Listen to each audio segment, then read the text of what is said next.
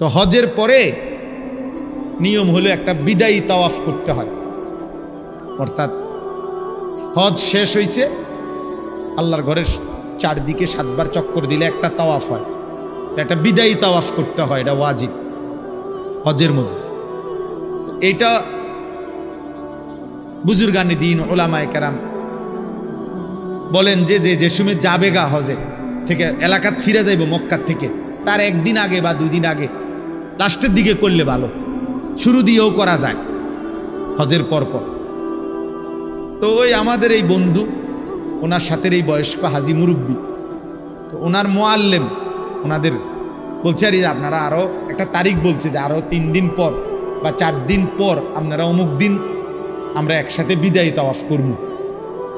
এই চাচা মুরব্বী, সিরাজগঞ্জ বাড়ি চাচাটা, উনি যেদিন রাত্রে বলছে ওই দিন পরের দিন সকালবেলা ফজরের নামাজের পর সকালবেলা উনি একা একা আল্লাহর ঘরে গিয়া নিজে নিজে বিদায়ী তাওয়াফটা করছে এবং বলে গেছে সাথীদেরকে যে আমি আপনাদের লগে এই পর্যন্ত করতাম না, আমার ভাল লাগতেছে না, আমি আজকেই করে এলাম আমার এই কথা বলে নিজে নিজে বিদায়ী তাওয়াফ করে এইবার আসছে রুমের দিকে, হোটেলের কাছাকাছি, মানে হোটেল দেখা যায়, এই সময় ঘুরাইয়া পড়ছে রাস্তা, স্ট্রোক করছে, কিছুক্ষণের মধ্যে মারা গেছে।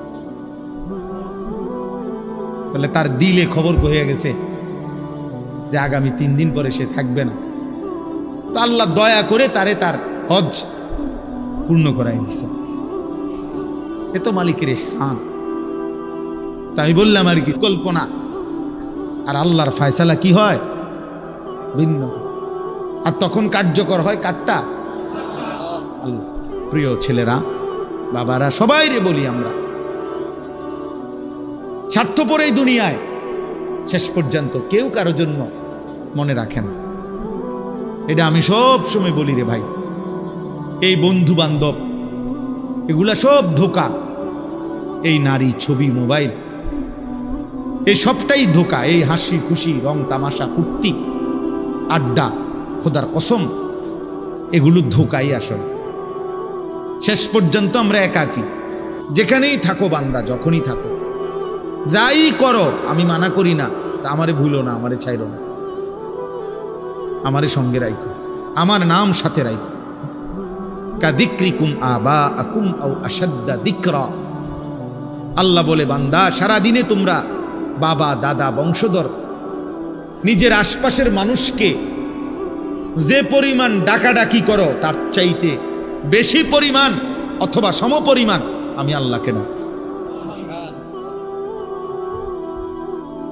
আল্লাহর চাওয়ায় আমি খুব সংক্ষেপে শেষ করতে চাই। তাইলে ভাইয়া, আমরা সবাই ভাবে দেখি, আমরা জীবনটা এমন যে আমরা ডাক ছাড়া, না ডাইকে আমরা চলতে পারব না। আমাদের জীবন মানে এমন যে আমরা চলার পথে জীবন চালাইতে হইলে সারাক্ষণই আমাদের কাউকে না কাউকে ডাকতে হয়। বাবাকে, মাকে, স্ত্রীকে, ছেলেকে, মেয়েকে, ভাই বোন, পাড়া প্রতিবেশী, চাচা, জ্যাডা, মামা, ফুফা, চাচতো ভাই, বন্ধু বান্ধব, সিএনজিওয়ালা, অটোওয়ালা, রিক্সাওয়ালা, হ্যাঁ, কাস্টমার, প্যাসেঞ্জার, দোকানদার, ঠিক আছে না, কাউকে না কাউকে আমাকে কি করতে হবে? ডাকতে হবে কোনো না কোনো কাজ বাস্তবায়নের জন্য।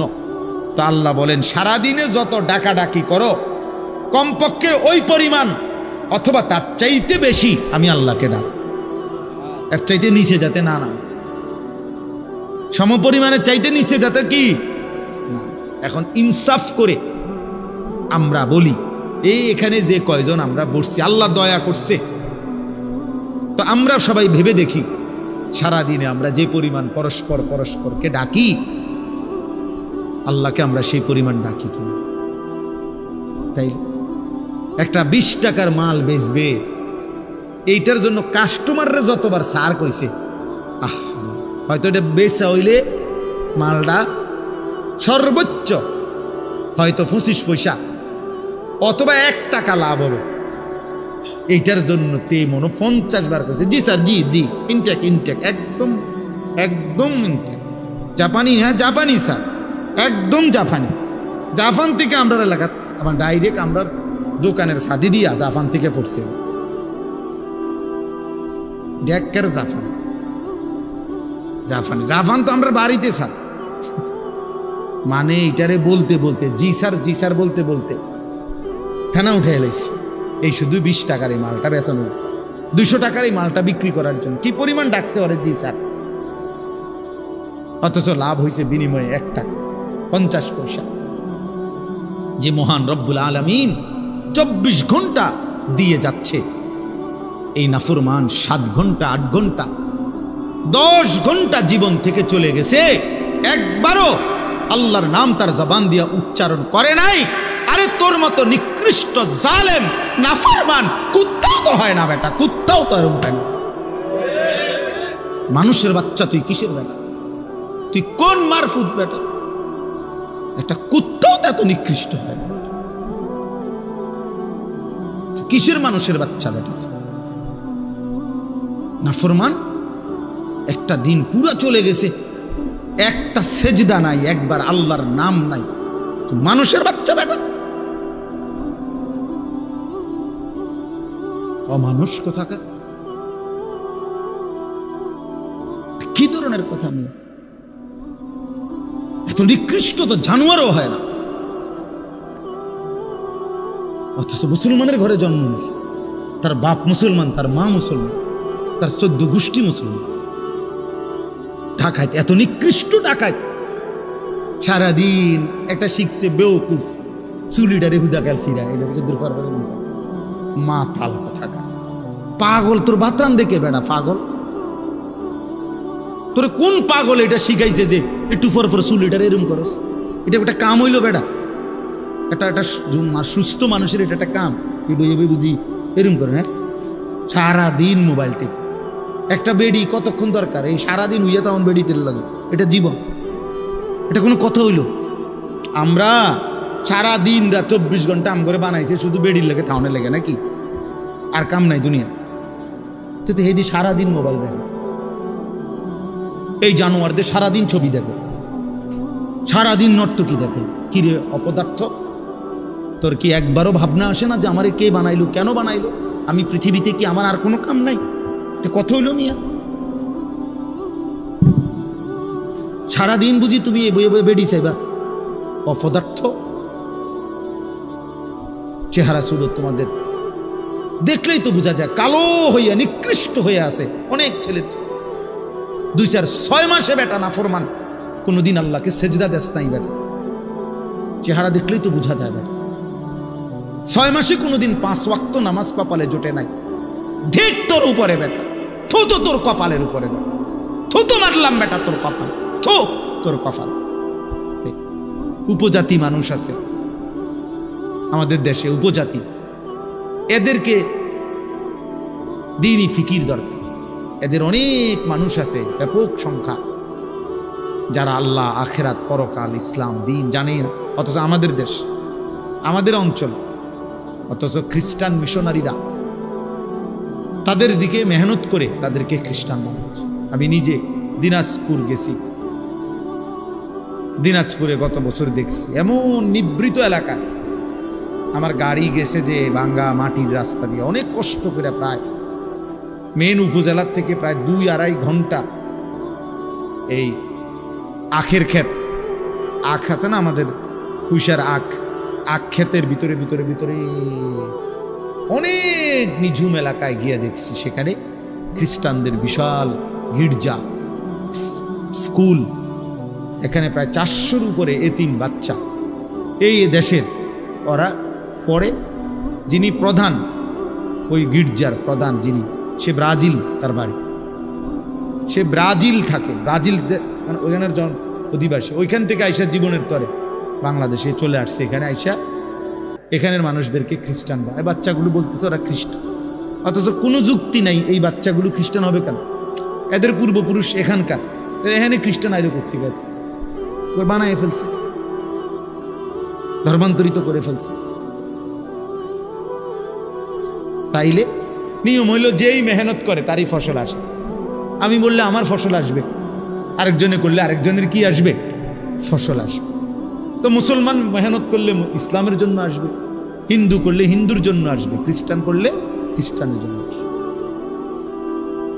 এই জন্য বললাম আর কি, বাস্তবতা হলো কম বেশি এটা বড় বিষয় না, জনপ্রিয়তাও কোনো বিষয় না, বরঞ্চ ইসলামের বহুমুখী কাজ তোমরা এই কিশোর নওজোয়ান করা উচিত। অনেক কিছু করা উচিত, অনেক কাজ করা উচিত। দ্বীনকে নিয়ে যারা ভাবে, ইসলামকে নিয়ে যারা ভাবে, আখিরাতকে নিয়ে যারা ভাবে, তাদের জন্য অনেক কাজ আছে। এই জন্য বললাম মানুষের সংশোধন, মানুষকে আল্লাহ চিনায় দেওয়া মানুষের সবচেয়ে বড় কল্যাণ। মানবতার সবচেয়ে বড় কল্যাণ হলো, মানুষের সবচেয়ে বড় উপকার হলো ওই মানুষকে তার রব চিনায় দেওয়া, তার মালিকের সাথে তাকে সম্পৃক্ত করে দেওয়া। একটা মানুষের ভাত মাছ চাল ডাল ঘর খাদ্য খাবার এগুলো ভালো কাজ, কিন্তু এগুলো সীমিত সময়ের জন্য। কিন্তু তাকে আল্লাহর সাথে জুড়ে দেওয়া, তাকে কালেমার সন্ধান দেওয়া, আখিরাতের সন্ধান দেওয়া, এটা যেন তার অনন্ত কালের জন্য তারে নিরাপদ করে দেওয়া। একটা ঘর যত মজবুতই হোক সেটা একটা সময় ভাঙ্গা যায়। এই ত্রাণের সরকারি অনেক ত্রাণের ঘর বিল্ডিং ছোট ছোট ইডি ভাঙ্গা বসকাই গেছে। ত্রাণ দিছে রিস্কা হইতে 6 মাসের মাথা বেচ্চা, হ্যাঁ এটা নাই, খবরও নাই। আমি দিয়ে চাইছি নি, কথার কথা না। বলে তাই বলে কি দিবে না? না দিবে, আমি নিষেধ করি না। মানে বুঝাইতে চাইলাম মানুষকে আল্লাহর সন্ধান দেওয়া, আখিরাতের সন্ধান দেওয়া, জাহান্নাম থেকে বাঁচাবার চেষ্টা করা, আল্লাহর ইবাদত আখিরাত পরকালের জন্য চেষ্টা করা, আল্লাহমুখী করা, এটা সবচেয়ে বড় কল্যাণ। কুনতুম খায়রা উম্মাতিন উখরিজাত লিন-নাস, আল্লাহ বলছে তোমরা উম্মতে মুহাম্মদীর যারা ঈমানদার, আমাদেরকে বলছে তোমরা সর্বশ্রেষ্ঠ উম্মত, সর্বশ্রেষ্ঠ জাতি। তোমাদেরকে উখরিজাত লিন-নাস, মানুষের কল্যাণে তোমাদেরকে বের করা হয়েছে, মানবতার কল্যাণে তোমাদেরকে পৃথিবীতে পাঠানো হয়েছে, আল্লাহ নিজে বলেন। তো এখন তোমরা মানবতার কি কল্যাণ করবা? আল্লাহ নিজেই বলে দিছে, তা'মুরুনা বিল মা'রুফ ওয়া তানহাউনা আনিল মুনকার।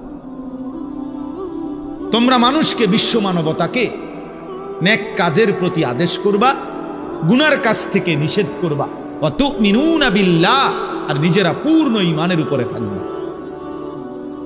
নিজের ঈমান পূর্ণ ঠিক রাখবা, মানুষকে নেক কাজের আদেশ করবা, গুনার কাজ থেকে নিষেধ করবা। তো আল্লাহ তাআলা বলেন এটাই হলো মানবতার সবচেয়ে বড় কি কল্যাণ, মানুষের সবচেয়ে বড় কল্যাণ। হাদিসের মধ্যে আছে, আল্লাহর নবী সাল্লাল্লাহু আলাইহি ওয়াসাল্লাম বলছেন, ফাওয়াল্লাহি লা আন ইয়াহদিয়াল্লাহু বিকা রাজুলান ওয়াহিদান খায়রুন লাকা মিন হুমুরিন নাআম। আল্লাহর কসম, নবীজি বলেন আল্লাহর কসম, কোন একজন তোমার দ্বারা একজন ব্যক্তি আল্লাহর পথ পাওয়া, হেদায়েত পাওয়া, আল্লাহর রাস্তা খুঁজে পায়, এটা গোটা আরবের সমস্ত দামি উট তোমাকে হাদিয়া দেওয়ার চাইতে উত্তম। আল্লাহর এক বান্দা কাকে পেয়ে গেছে? আল্লাহকে পেয়ে গেছে, আল্লাহর সন্ধান পেয়েছে। নবী সাল্লাল্লাহু আলাইহি ওয়াসাল্লাম বলেন, লাল্লাহু আশাদ্দু ফারাহান বিতাওবাতি আবদিহি। কোন বান্দা যখন আল্লাহর দিকে ফিরে আসে, তওবা করে, গুনাহ ছেড়ে দেয়, কুফর ছেড়ে দেয়, শিরিক ছেড়ে দেয়, নাফরমানির রাস্তা ছেড়ে দেয়, আল্লাহর দিকে ফিরে আসে, আল্লাহ নবী সাল্লাল্লাহু আলাইহি ওয়াসাল্লাম বলেন আল্লাহ তাআলা তখন সবচেয়ে বেশি খুশি হয়। আল্লাহ সবচেয়ে বেশি খুশি হয় তখন বান্দা যখন গুনাহ ছেড়ে তওবা করে আল্লাহর দিকে ফিরে আসে। তাহলে যে ফিরে আসে তার প্রতি যদি আল্লাহ খুশি হয়, তো যে তাকে ফিরাইয়া দিল তার প্রতি আল্লাহ তাআলা আরো বেশি খুশি হয়। আমার বাচ্চা যদি হারায়া যায়, তো আমার বাচ্চা ফিরে পেলে আমি যেহেতু অনেক খুশি হই, যে আমার বাচ্চাটাকে খুঁজে দিছে, তালাশ করে দিছে। মানুষ সন্ধানদাতাকেও অনেক পুরস্কৃত করে, অনেক পুরস্কৃত করে, যে তুমি আমার হারানো বাচ্চাটাকে কি করে দিছো? খুঁজে দিয়েছ। আল্লাহ যেন বলে, তুমি আমার হারানো বান্দা, যে বান্দা আমার থেকে হারায় গেছিল, আমারে ভুলে গেছিল, বহুদিন যাবত আমারে যে সেজদা দেয় নাই, আমার সেই হারানো বান্দাকে তুমি আমি আল্লাহর সাথে ফিরাই দিছো, জুড়াই দিছো, তো আমি তোমার উপরে খুশি হয়ে তোমারও মাফ করে দেব।